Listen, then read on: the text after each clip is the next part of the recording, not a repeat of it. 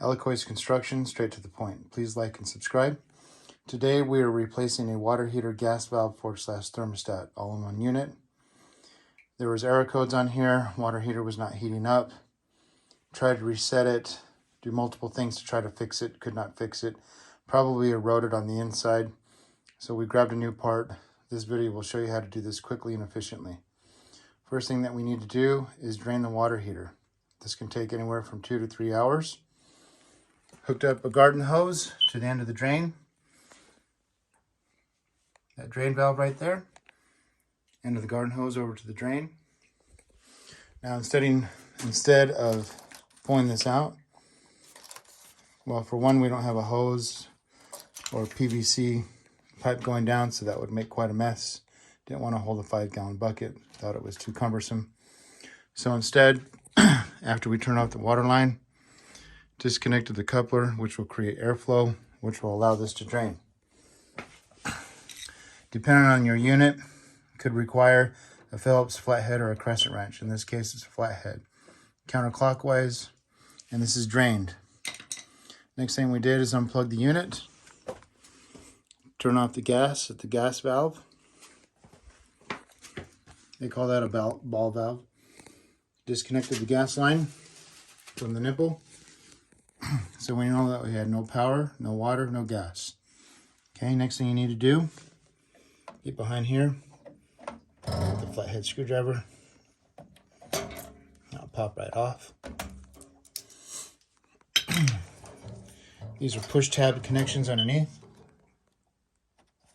You push them in, little tab comes right off. I'll show you that right here. So you push the bottom of that, and that allows it to open up. This one had a Phillips set screw on the bottom, which is a star screwdriver. Unscrewed that first.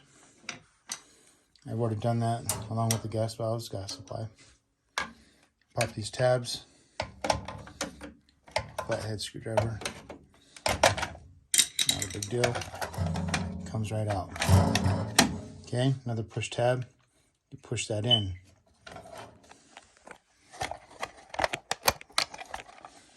Disconnected. Okay. This is what the new unit looks like. That's what goes inside.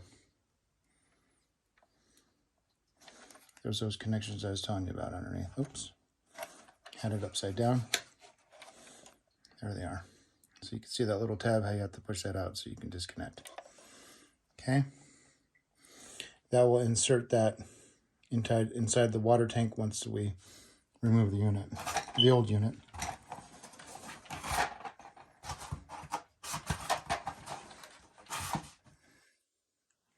Okay, so you're going to want to turn this counterclockwise. I've seen guys try to manhandle it from here. Could bend the gas line, maybe render it unfunctional. Maybe you have to replace the gas line. So I prefer to get a good sized pipe wrench so I can grapple the whole unit. Turn it counterclockwise, remove it. In this case, I'm going to have to remove this box. So I do have a screw gun, and I can remove these with that screw gun.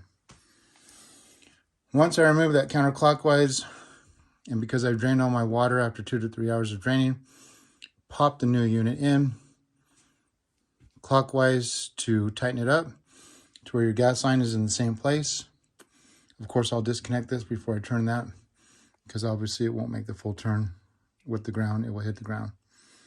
Once that's finished, connect everything the way you did. Make sure your gas line is tight. Make sure your drain line is closed up.